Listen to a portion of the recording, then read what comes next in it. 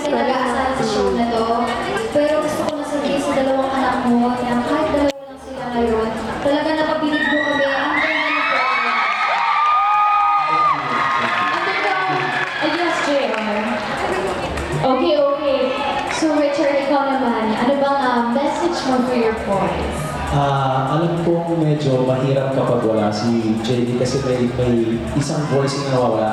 But I always tell them they had the highest score 94 nung dalawa lang sila.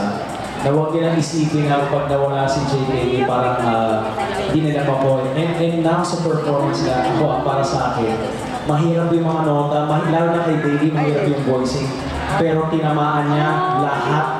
And I just want to say, at both 13 years old, I can never do what you guys are doing right now, right here. It is excellent. It is so good. I'm so proud of you.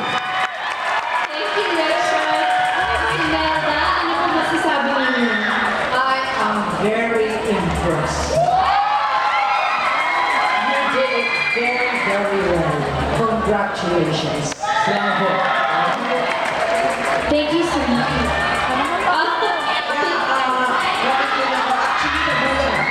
Ganun pala kaganda yung kanta mo pag ganun ang version, ano? It's very nice, very soothing, and it's so impressive talaga that 13-year-old kasi ang gagaling ng mga accordion nila. Oh my God! Perfect! Grabe! Diba, binigyan ng ibang timpla kasi naging medyo young ang timpla. Naiyak po kayo kasi Yes, naiyak sila. Nakita ko. yes, yan.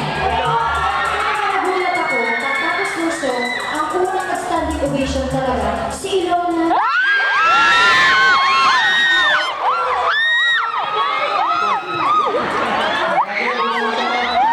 O, Ilona, pinagalitan ko na ang pinag-read. Nako, ano masasabi mo, Billy, na talagang si Ilona? Salamat.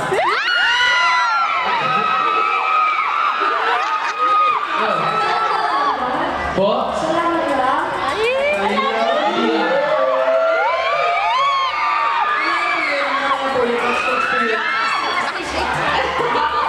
Sa iba nating mentors, meron ba kayong ibang gustong sabihin?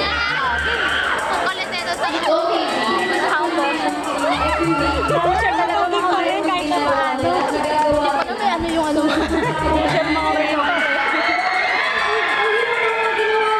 Kayong dalawa lang yung harmony ni Billy.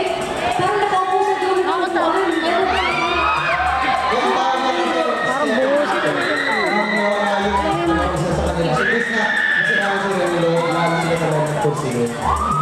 Kayo ba, boys? Alam niyo ba kung ano ibig sabihin ng kanta na yun?